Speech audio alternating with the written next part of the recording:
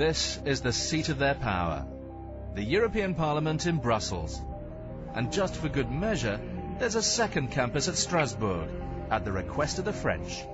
Witness the process of EU democracy, legislating over the detail of every aspect of life within EU states, often with voting schedules so intense that they abandon electronic voting with the inevitable chaos and mistakes. No members in favour, against, abstentions, as carried. Yesterday we had the President of the Parliament tell us that it was acceptable to make a number of mistakes in getting the vote wrong because we're voting so fast it's impossible to see how people are voting anyway. Can you please slow down? Chers collègues. Dear colleagues, well, let me just show you what we've got to get through today. I'm sorry, but, we're never going to get through it if we don't proceed apace.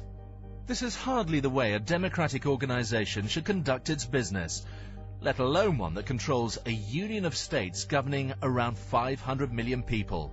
In a recent survey, only 1 in 10 people questioned said they believe the EU is accountable, and that was before they knew about the Lisbon Treaty.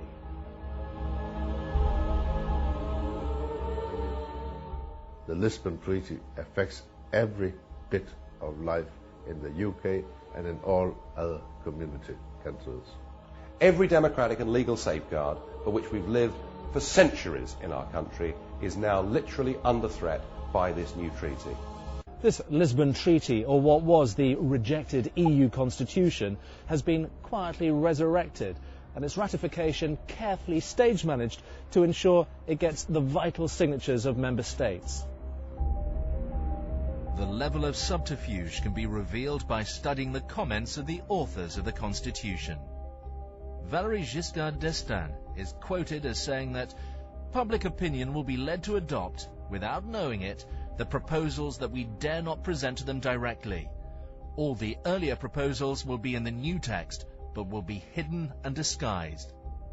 As the former Italian Prime Minister Giuliano Amato put it, the good thing about not calling it a constitution is no one can ask for a referendum on it. Nicolas Sarkozy is clear. The project of our founding fathers is complete. The economic union is becoming a political union. Gordon Brown presented a different view of the Constitution. It is not as though this is being imposed on our country. People will have the chance to put their views. Have you ever heard of the Lisbon Treaty? I've heard of it. I don't know very much about it. No. No, I haven't, no. No. No, I haven't, no. No. No, I haven't. No.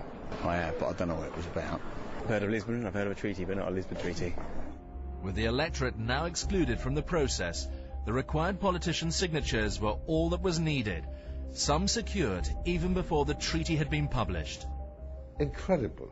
Prime ministers, foreign ministers, take a decision that a text they want to propagate as improved democracy should not be read by any citizen before it has been finally approved. Sign! Don't read. That's the message of the prime ministers and the foreign ministers. In my view, it's illegal.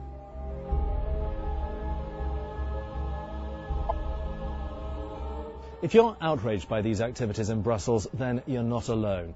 In a survey conducted last year, people were asked about their views on the EU constitution.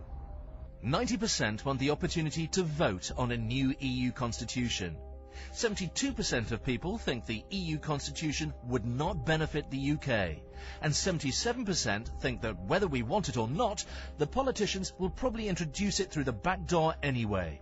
Indeed, a majority believe that despite what politicians say, it is inevitable that the UK will lose the pound and adopt euros. This all seems a far cry from the optimism of the 1970s, when UK citizens were assured they were joining a European trading group called the Common Market. 30 years on, and the situation's very different. The people of the UK have ended up being governed by a foreign parliament, and the promised safety net of the right to veto has been completely eroded.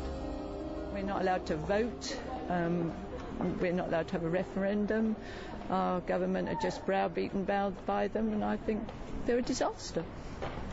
So is that fair? If it's a union giving you equality, where's the equality?